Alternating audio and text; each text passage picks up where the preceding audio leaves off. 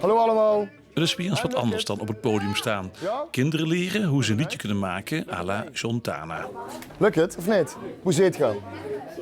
Ze kregen heel veel interesse. Nee. Oftewel een Frans chanson hertalen in het Maastrichts.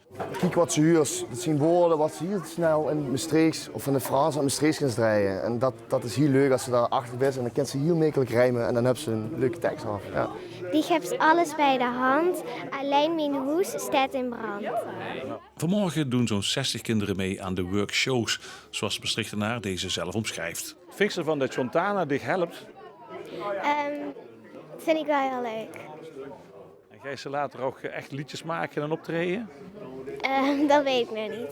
Die gebis een rothond of dan gaat ze in het hok en krijgt ze een rok. Kijk of we nog een beetje moeten veranderen. Bijvoorbeeld hij, hou van, hou die. Dan moet nog een E tussen hij. Tussen dus, voor de C. Dan hebben ze die geschreven. Tana wil met dit project dialectonderwijs een impuls geven. Dat doet hij samen met zijn team en met dialectvereniging Veldeke. Succes hè.